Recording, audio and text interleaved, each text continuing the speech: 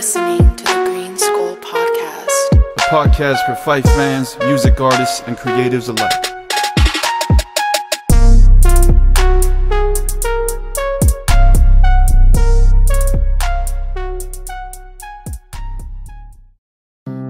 Hey, what's up guys? Before we start the show, just wanted to give a huge shout out to our sponsors, Natural Selection, a brand that's not just about clothing, but a lifestyle. I'm thrilled to introduce the trendsetters of Coachella Valley streetwear, Natural Selection. Natural Selection is all about quality and uniqueness.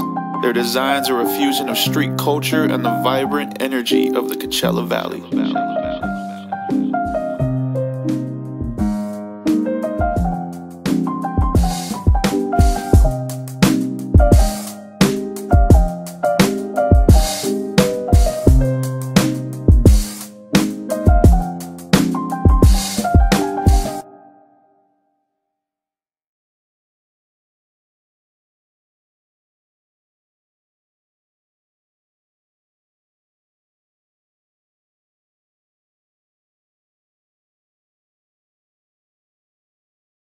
But each of those projects, they hold a significant moment in my life. Like the first one, I ain't gonna lie, my story is gonna get a little dark and like a little sad, but so far it has a good ending.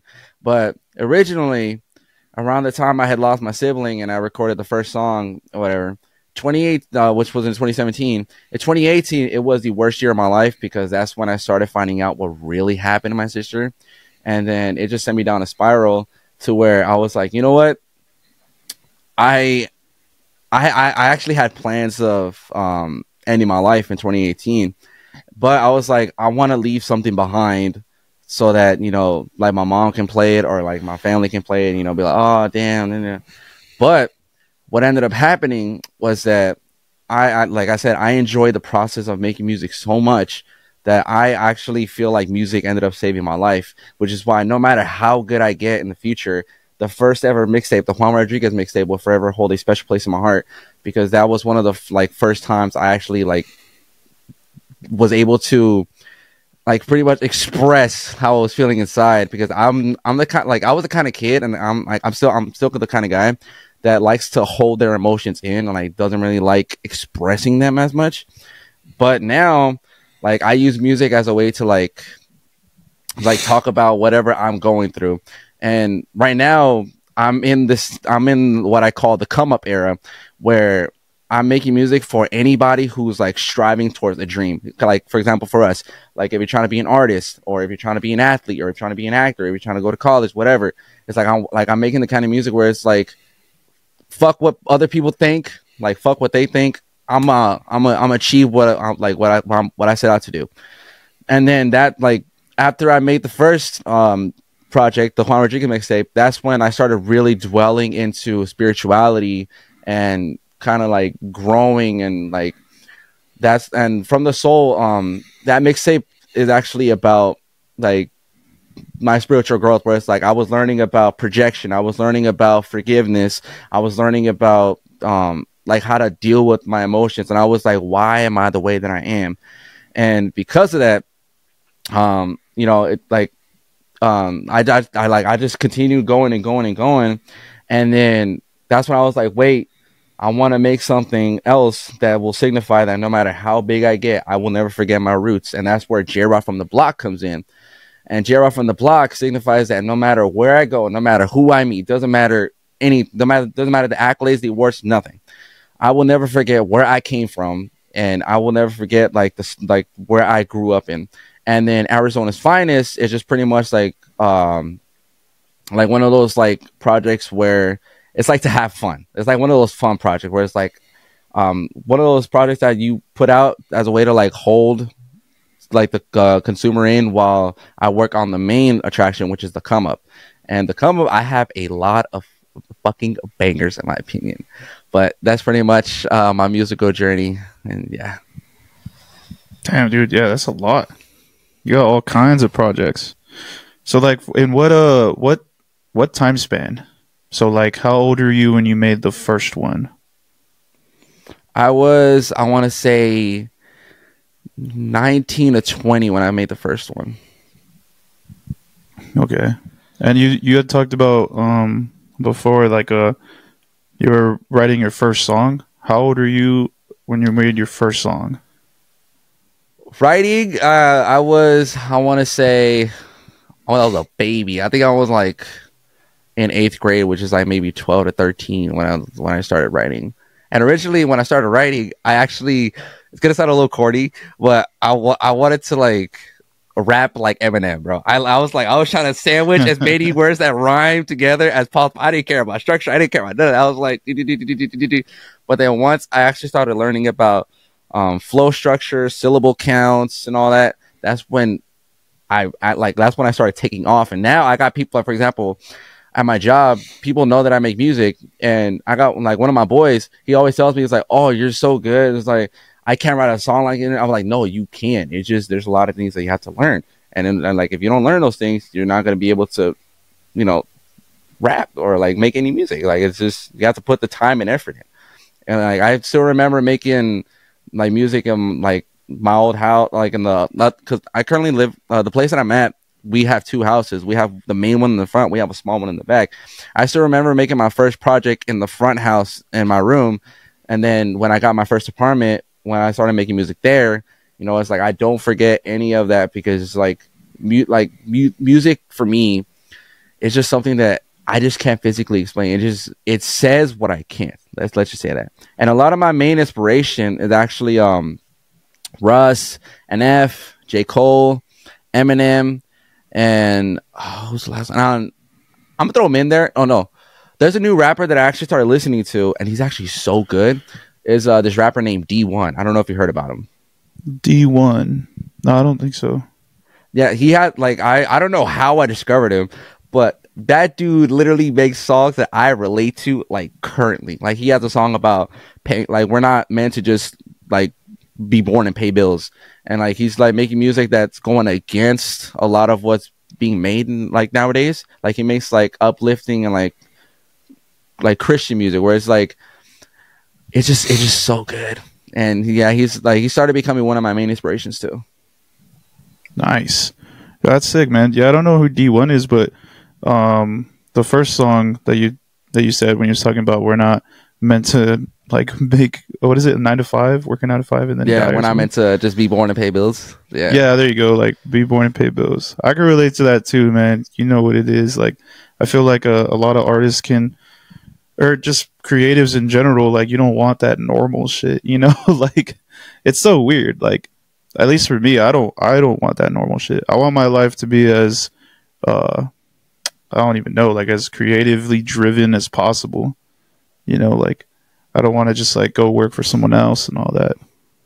It's tough, and I know it's gonna be tough. Yeah, and it's funny because like I won't lie, some of the songs that I made back then, I wrote it because like I was dealing with some shit at work, and I was like, I remember I made a song called Backstabbers, and it was like about how at the time like I thought I was super cool with a lot of people, and I'm like, yeah, we friends, we cool, whatever.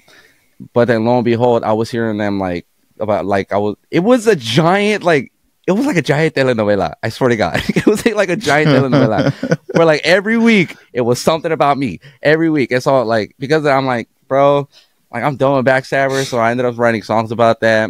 And then it's just, like, bro. And when you mentioned COVID, bro, and like when it first dropped, like it just brought me back to the 2020 when I was working at Whataburger, and they gave us a little letter when they had the lockdown.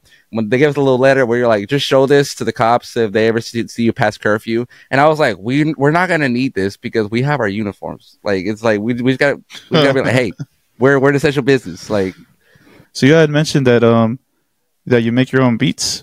I did when I was younger, but I ain't gonna lie, they weren't that good. They were like more cinematic than anything. But it's like I could never like rap on them. And so right now I'm using either beats that I find on YouTube or beats from famous rappers.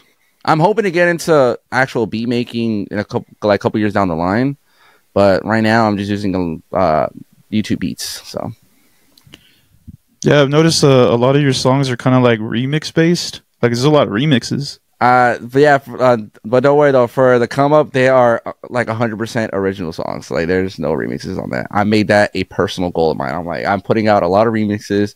I want to put actual projects out that I can potentially perform live. Oh, I get you. Yeah. What song did you perform live at the Sound Advice tour open mic? I performed Summer Night. And I actually had a lot more that I wanted to perform. Like I wanted to perform what was it? I definitely wanted to perform J-Rock from the Block, which was a remix, and then I also wanted to perform King Shit. I also wanted to perform like Summer Night, and I forget the other song, but it was because when Kato first announced it, I was like, how many songs can we perform? And he goes, as many as you want. And so I had a little mini set list like prepared. But then when I got there, they were like, oh, you can only perform one song. I was like, okay. Yeah, bro. I was going to say, like, he told me that too. And then I did one, and he's like, all right, bro, that's good. And I'm like, what? Like, I had a little set list too, but it's all good. At least I did, in my opinion, the best one that I had. I ain't gonna lie though, I felt so bad for the other guy named J-Rod, the Just Running on a Dream guy. I felt so bad. Like I don't know, Yeah, I don't know if you were there. Yeah, no, I was there. I tried talking to him, bro. I'm not even gonna get into what he did, but yeah, it was yeah. I was able to talk to him. I was like, hey, bro, just like relax, take a breather. You know what I'm saying? Use this as a learning experience, and you know, just kind of go from there. I was trying to like help him feel a little better, but his response was just like all bad, and I was like, all right, it's cool, it's cool. But yeah, that dude. I mean, honestly, that dude choked. It sucks, but he choked, bro. Sheesh. But you know what? His song is actually pretty good. Oh yeah, because I heard the whole song on YouTube. So good.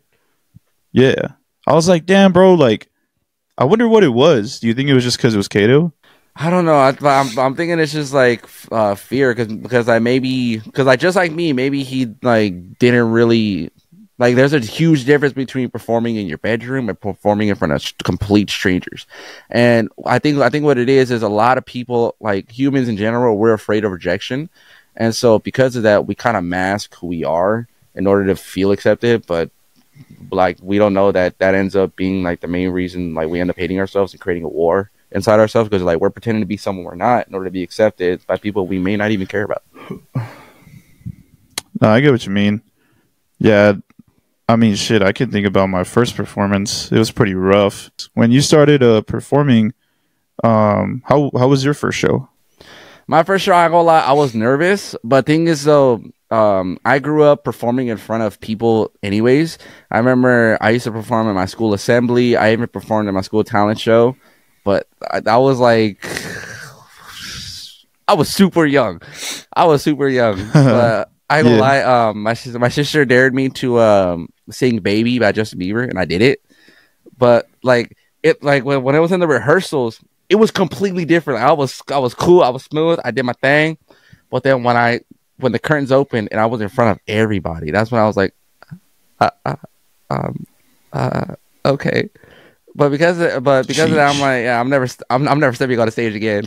But then, like a couple years down the line, I started performing for this theater organization called Rising Youth Theater, and Rising Youth Theater is play based, and so they make a lot of like plays and stuff. Like the first play that I ever performed in was called Disengaged, and I forget my character's name, but I ain't gonna lie, the story was super good that I actually wanted to turn that script into a movie, but I was like, I don't have the funds or resources for that. But yeah, because of that, I was already used to performing in front of people. But the thing is, when I went to the Sound Advice tour, I was a little nervous because I'm like, I'm not performing someone else's thing, I'm performing my thing. And I was like, I am very, very scared of choking. Like, I don't want to just go on stage. And I was like, you know what? Whatever happens. Let's get through with it. And thankfully, my boy Patrick, he was there, and he was only there for me. And he's a real one for sure. But my boy Patrick, he was the one who helped film my performance. And yeah, the whole time, like my stomach was in my ass, like my legs were all shaking. I was like, I'm gonna just pretend like I got this, like I've been here before. And yeah, it was fun. And I was actually trying to perform more last year, but because of my job, because I currently work at Phoenix Sky Harbor Airport, and at the time I was working for this company called Swissport, but they were having me work 12-hour days for 6 days a week, and so I could never really find time to like look at other venues or other possible like live shows or whatever. But yeah, it was fun for sure. Dang. So in performing in front of Kato, that was your first performance? For like first performance, like performing my own songs, yes, that was my first performance. Damn. That's cool, man. Sheesh. Yeah. I mean, from what I remember, I don't remember you being nervous. At least I didn't notice. The other guy was nervous, bro. The other guy was for sure nervous. There was a couple other guys too. I know Benny the Jet went up. That kid Mav went up. Yeah, I ain't gonna lie. After my performance, everything was just a blur. I don't even like fully remember what happened that night. All I remember was being on stage and then watching the performances and then going home. That's it. Hey, so because I know you said that your original work. So like with these YouTube beats, do you kind of have like how would you describe your style as far as like your music without the tight beats? My style is definitely, I want to say old school for sure, but not super old school. Like kind of like almost like boom bap in a way, where I don't mind like the trap drums and all that, but I would prefer boom bap like beats and like kind of like for sure strings, maybe a bit of trumpet here and there, pianos for sure. It's because like for me, I grew up listening to a whole variety of songs, and not just in English. I'm talking Spanish. So it's like I also have like that banda, cumbia, reggaeton type like a vibe. And so I ain't gonna lie though, writing songs in Spanish is so hard. Oh my god. It literally took me like months to write my first Spanish song called Ayer. And it's a love track.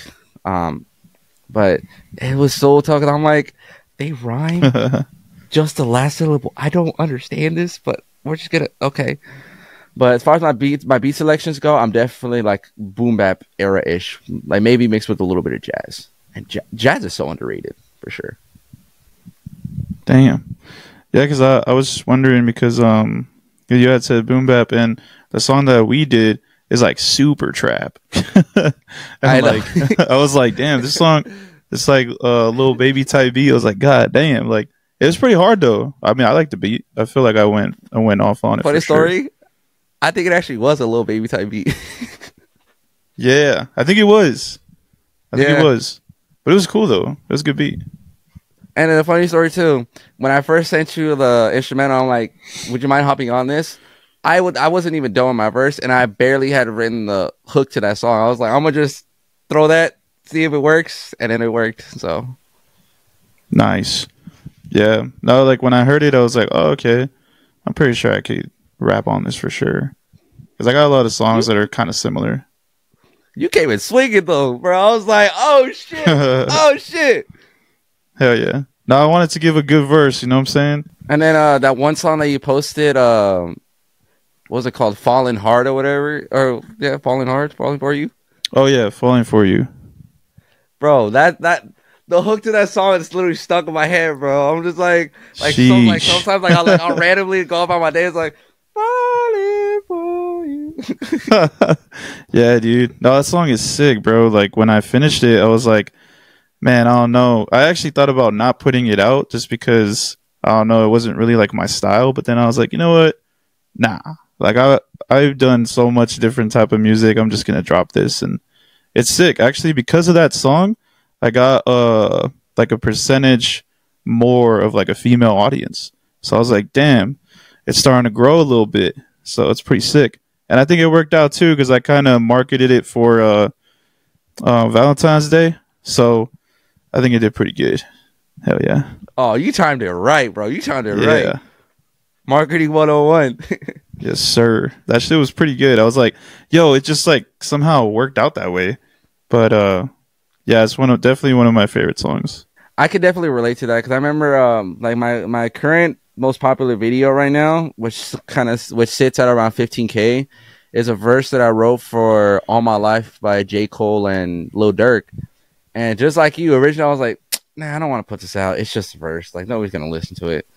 But then when I put it out, it started gaining traction and traction and traction. I'm like, and then even like some coworkers of mine, they were like, bro, that's my favorite song. I wrote that in the perspective of like, as like when you're getting past the mantle, you know what I'm saying? Like when your parents are like, all right, I've done all I can do. It's on you. I wrote in that kind of like headspace where it's like, I appreciate all the efforts that you put in for me, but now it's my turn to, you know, take the reins and lead the charge, as they say.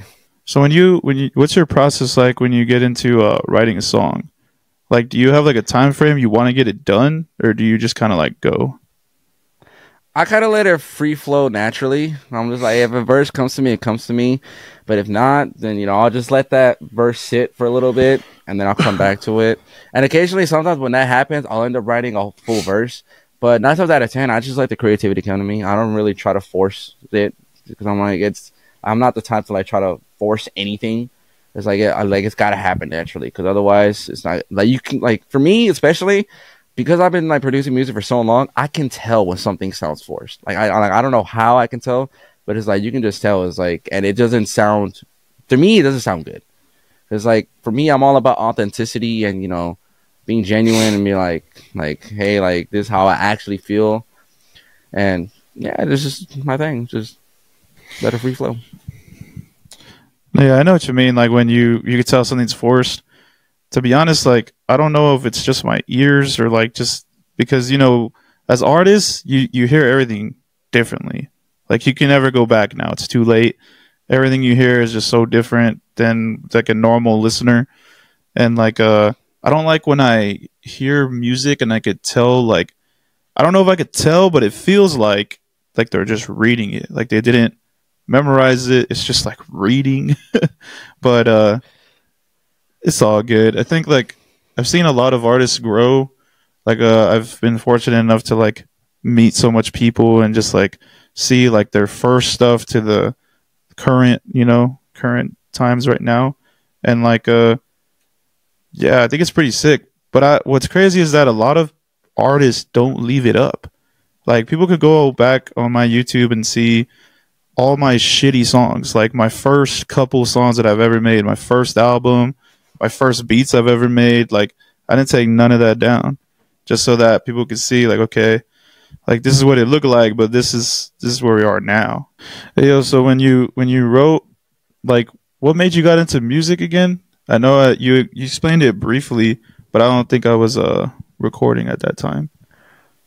What got me into music was like I used music as a way to like vent out my frustrations and just like how I was feeling. And I ain't gonna lie, I listened to a lot of Eminem growing up, and Hell yeah. I mainly listened to him, but it was because like if you get past like the corny, like I ain't gonna lie, sometimes if you do be having corny bars, I'm not gonna lie, but it's one of those things where like even with the corny bars, he's still one of the top lyricists ever. But if you get past that, he has songs that where he like it feels like he's talking to you like as if you were his kid type shit. Where it's like, hey, I've been through this, you know, just know that it'll get better and you can achieve your dreams. And so it's one of those things where I connected with that heavily because I grew up without, you know, my pops around, and so I didn't really have like that male role model. And so because of that, I listened to a lot of Eminem, and then that's when I really started getting into music making. And what actually made me want to like hop on the mic officially was when I first heard NF, and the first song I ever heard of his was called what's it called? Paralyzed.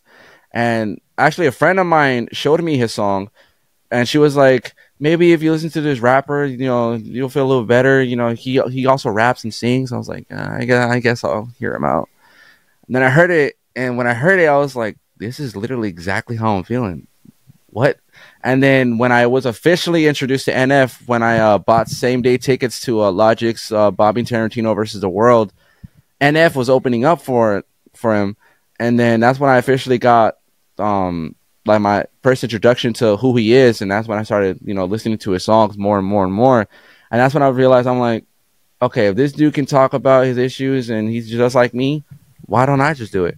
And now I got people that like come to me and ask me for advice, like on not just music, but like in life. And, sometimes I'll be just giving out advice randomly. I'm like, hey, you shouldn't be doing that. You should probably focus on this and that. But what really got me into music was a lot of childhood, troubles. And originally, I actually wanted to be a professional soccer player. And I was very athletic as a kid.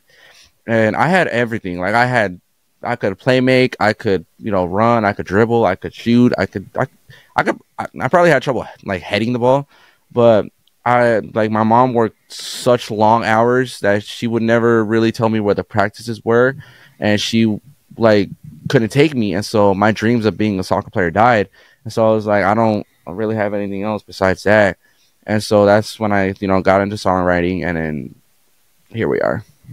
So you still play soccer just like on the side?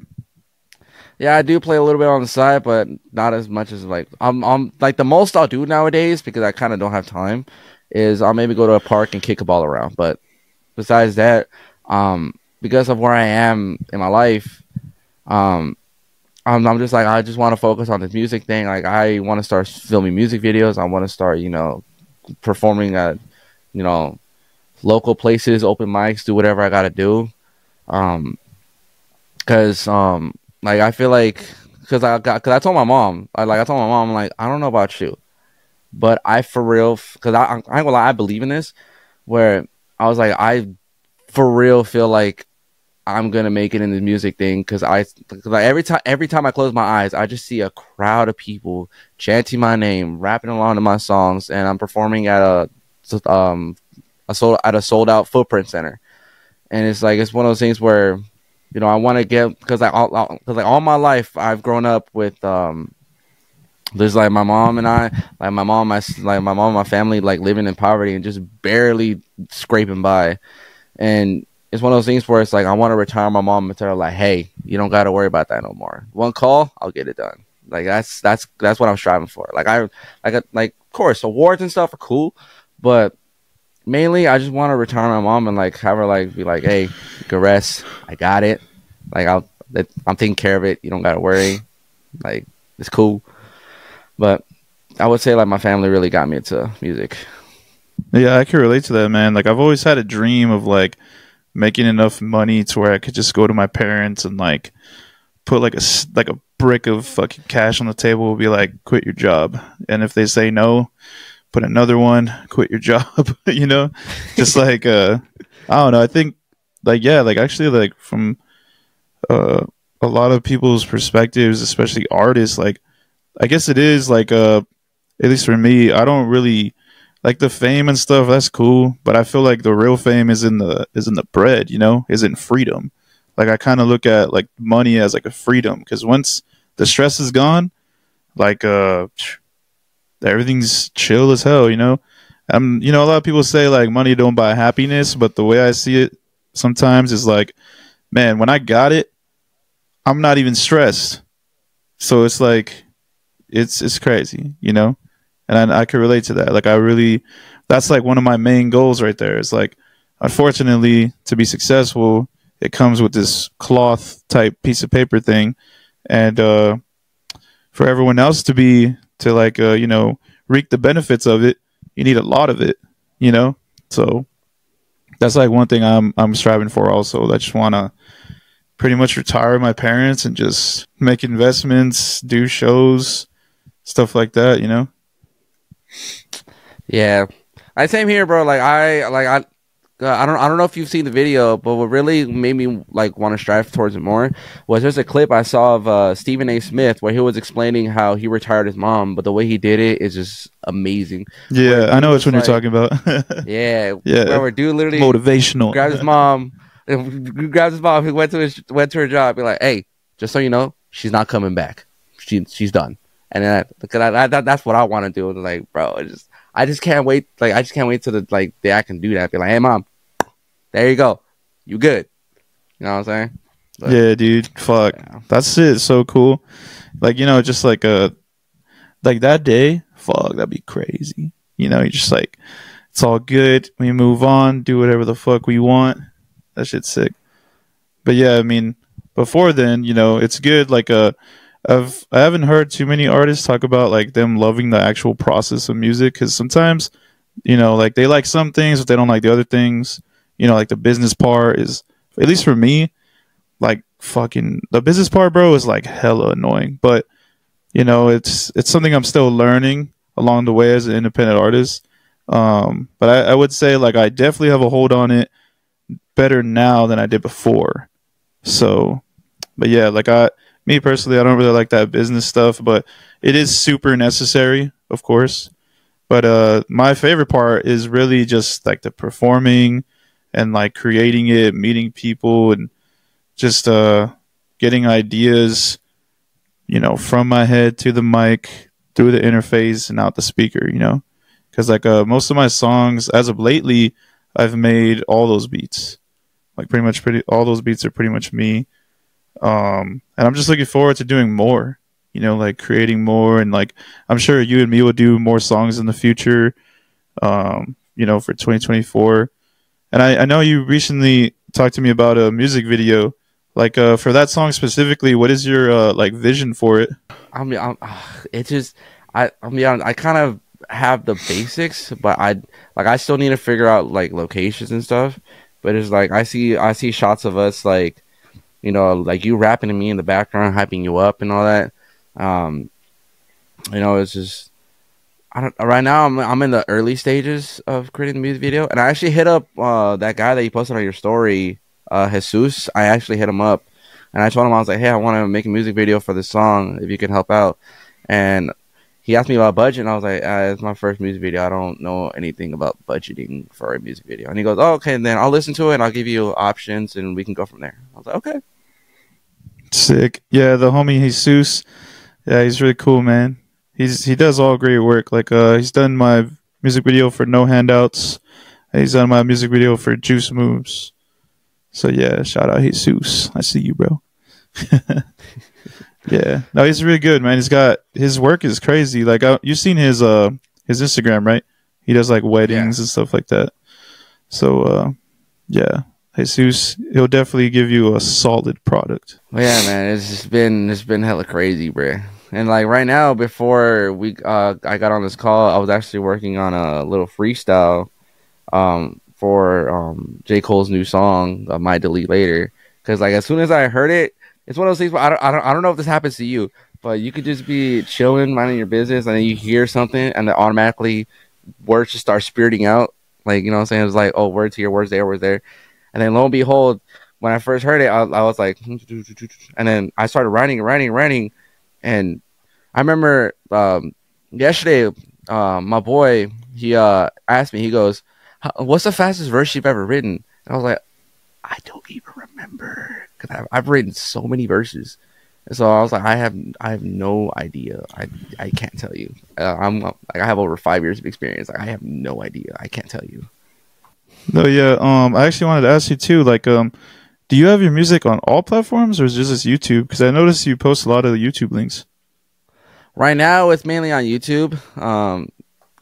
Because I have yet to, because there's just, I mean, just like you, I'm new to the business side of music stuff, and so I wanna, like, I've been pretty much like trying to grind to like pay for these beats to where I can put them on Spotify and stuff like that. Because that's one of my main goals for this year, is to open up a Spotify account, maybe Apple Music. Yeah, because right now I'm strictly only on YouTube. Oh, I get you. Yeah. Like once you get into like a distribution company, it's pretty simple nowadays. Like, I mean, it was simpler. I would say it's simpler now, and cheaper now, like major cheaper. But now I'm with DistroKid, and they're pretty sick. Like you could do like the cheapest one is like $20 a year. That's what I started on, and then eventually, you progress and all that stuff. Start getting other things, but I would say when I first started, DistroKid was cool, but now it's like really good now. But there's so many, bro. There's so many like different ones. So, you know, I say hop on there because you got a lot of songs, man. You got all kinds of music. Oh man, but yeah, that I'm telling you, that first project though, that was like one of the first times that I like was actually extremely vulnerable because I wrote a song addressing my dad and how he wasn't around. I wrote a song to my mom, like pretty much telling us cause English, cause you know when you grow up, like you go through like the 3 stages of like viewing a parent. Like at first you admire them, then you demonize them, and then you humanize them. I never really demonized my mom at all. It was more like I admired her for how much like she was going through to like push us through. But got to a point where I started humanizing her. I'm like, you know, sometimes she doesn't have everything figured out. Sometimes, you know, she's not gonna have the answers. And at the end of the day, it's like, just like you, she's also growing. Like, this is her first time living life. This is her first time dealing with kids. This is her first time, you know, like trying to, you know, bust her ass. You know what I'm saying? It's like, it's one of those things where. Yeah, I know what you're saying. Yeah, I was like, and so I wrote, Dear Mama, I was like, hey, like, just so you know, I understand your pain. I understand you went through a lot of things when you were younger that you refused to talk about, and that's okay. But just one of those things where it's like, no matter what you did back then, I forgive you. You know what I'm saying? It's like, you tried the best that you could. And even like, sometimes she'll come to me randomly and she'll be like, oh, I'm sorry for not doing it. I'm like, Mom, we've already been through this. I've forgiven you. It's okay. You were learning, you were growing, you didn't know, you tried your best. You know what I'm saying? I'm not gonna hang it over your head. Like, no. Because if I was in your shoes, I would hope my kid would forgive me, type shit.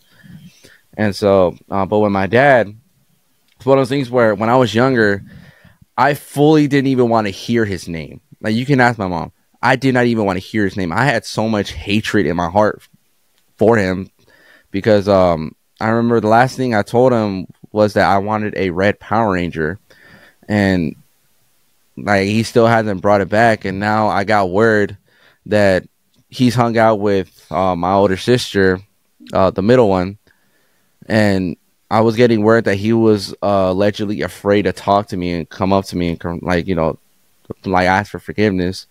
And at the time, I was like, he better beat the fuck. Like I have so much that I want to say to him. But now, like, as I grow older and I, you know, I mature more, that's when it's like, actually, let me hear his side of the story.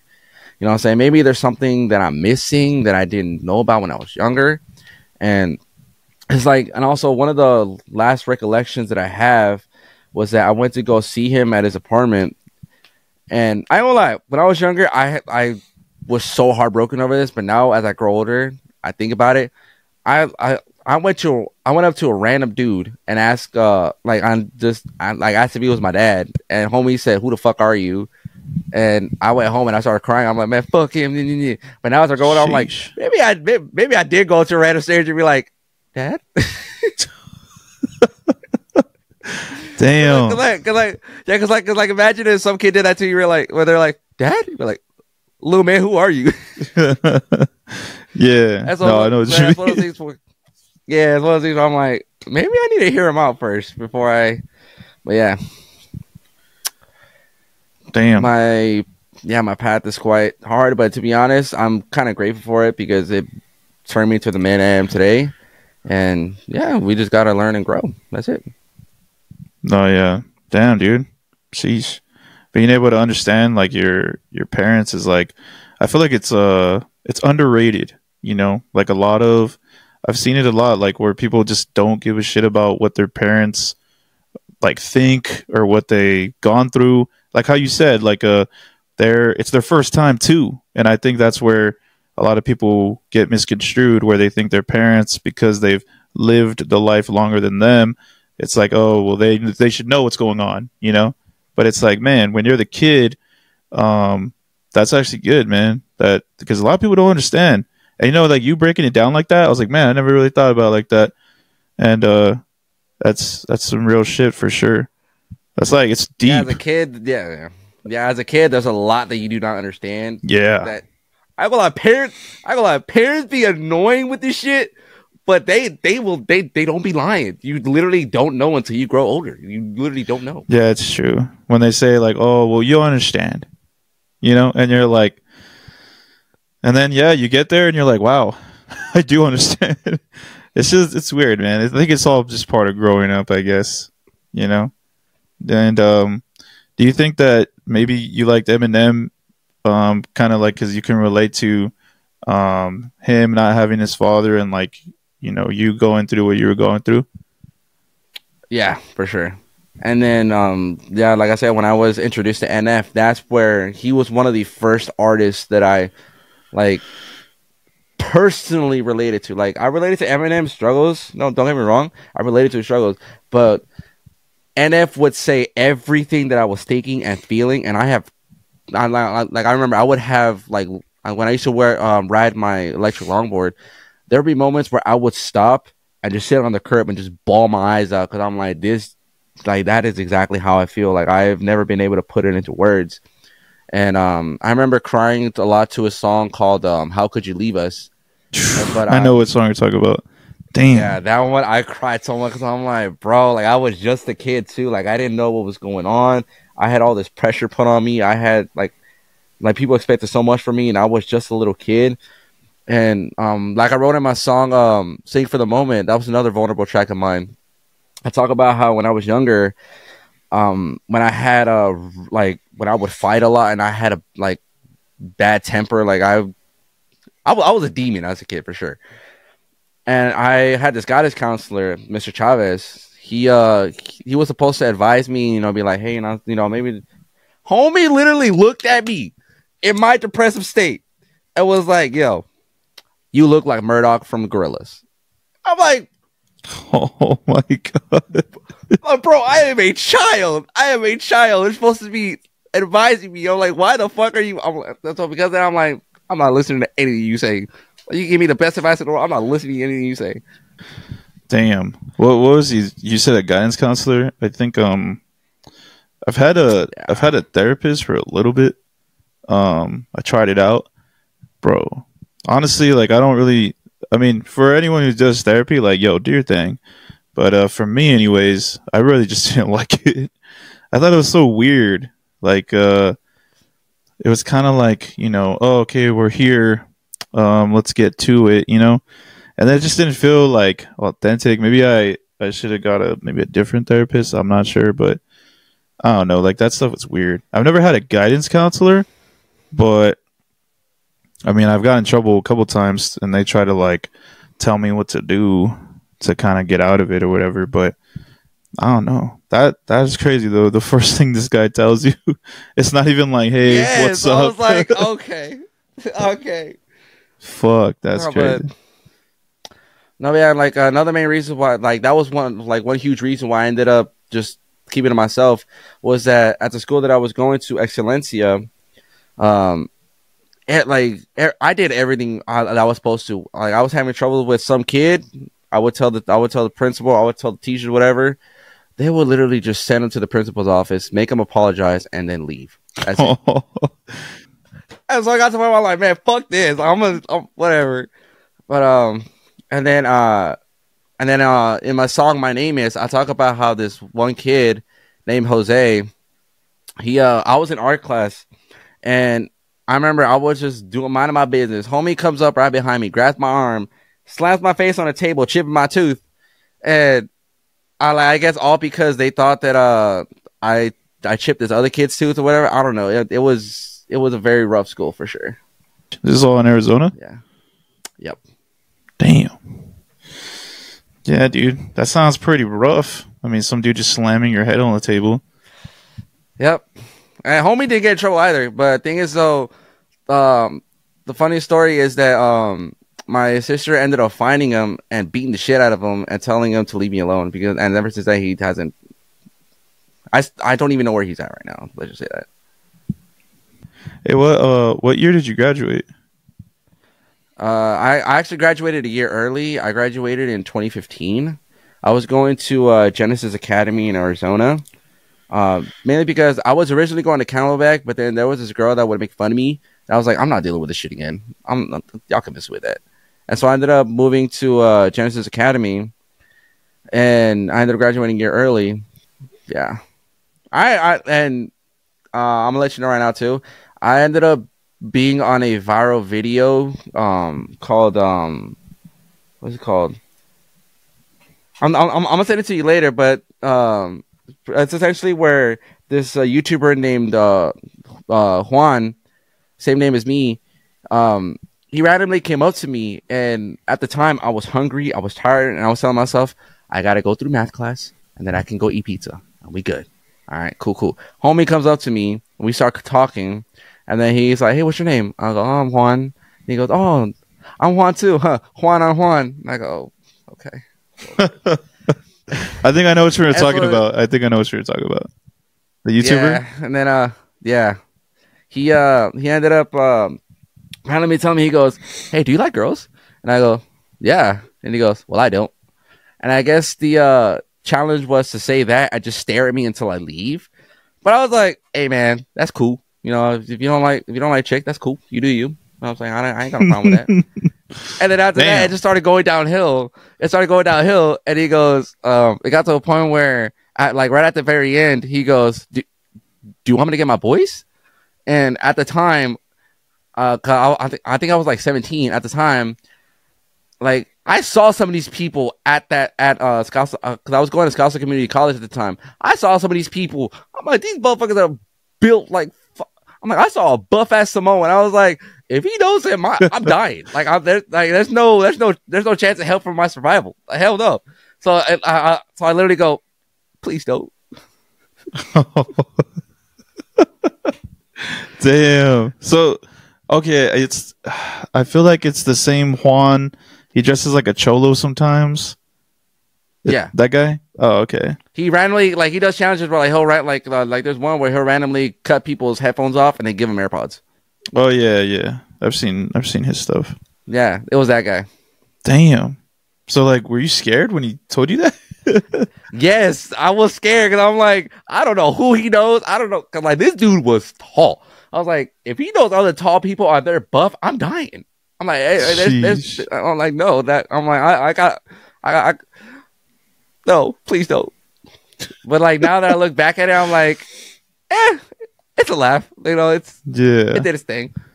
Damn. And then the way I found that video though was there was a kid I ended up fighting a couple years back.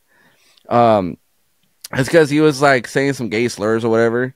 But he only attacked me, and I ain't gonna lie, he beat my ass. But I ended up he ended up messaging me on Facebook out of the blue. He goes, "Hey, bro, this you?" And then I click the video, and I go, "Yeah, that's me." And then I click on his profile, and it's him. And homie is training in a Brazilian jiu-jitsu gym. Sheesh. And so I was like, there's no winning opportunity for me. And so, yeah, I ended up watching. I'm like, life is funny sometimes. Yeah, just life is funny. Yeah, because at the time, so Scottsdale Community College is known for film, and so because of that, when he was filming that, I was like, oh, it's probably for a class project or something. Cool, do your thing. Yeah, you can. He asked me if he can use footage. I was like, yeah, that's fine. Use footage. It's cool, whatever. Thinking it was for a film thing. When I saw that, I was like, this motherfucker lied to me. Oh, he's like, I'm gonna make you famous. And then I started reading the comments, and everybody's like, Juan looks like he's been through some shit. I was like, I've been through a lot. Oh shit. Have you ever tried to connect yourself to the video? Yeah, I wrote in one of the comments. I'm like, hey, this is Juan, just so you know. And I gave the backstory. I haven't checked it, but yeah, it's one of the things. Like I said, life is just funny like that. That's actually pretty random, but that's kind of cool though. I mean, you got to be part of a YouTube video, and it went viral, so that's cool. Yeah. Shit. Yeah, because I've actually seen his stuff where he just gives people MacBooks for all random.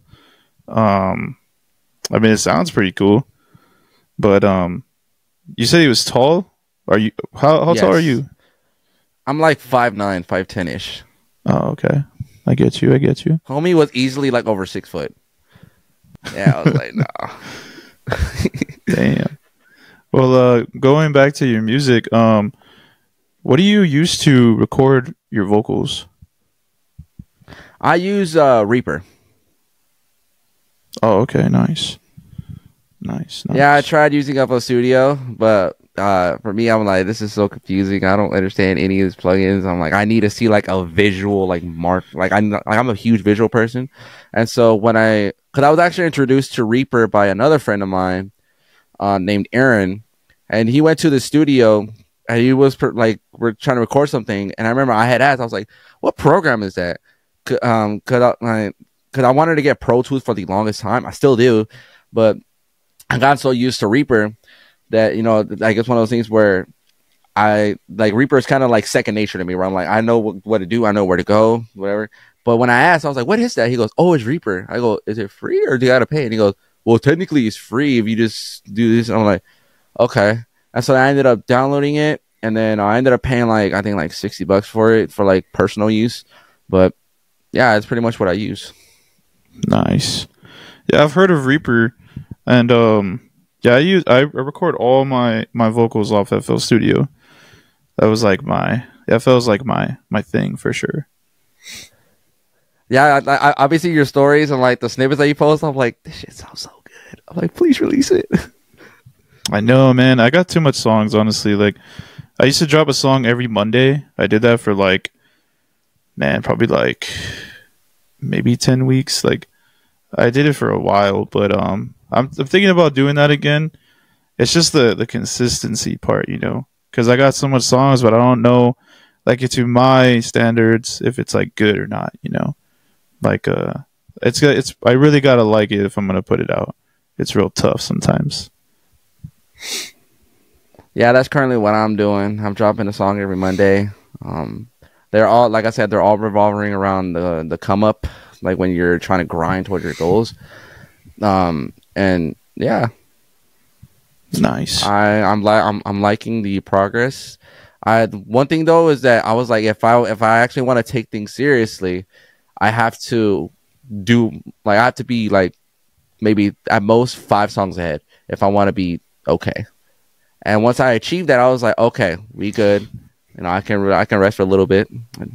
Yeah, I know what you're talking about. Yeah, like I used to do man, I would make like a full album, and then I would just all right, these are all gonna be singles. It'll be like 22 songs. That's 22 weeks, and then I'm like, oh, I don't like this song, so 21 weeks. It's a lot. A lot of people don't really understand the independent lifestyle grind, bro. They don't understand, especially with artists that buy beats on YouTube, bruh.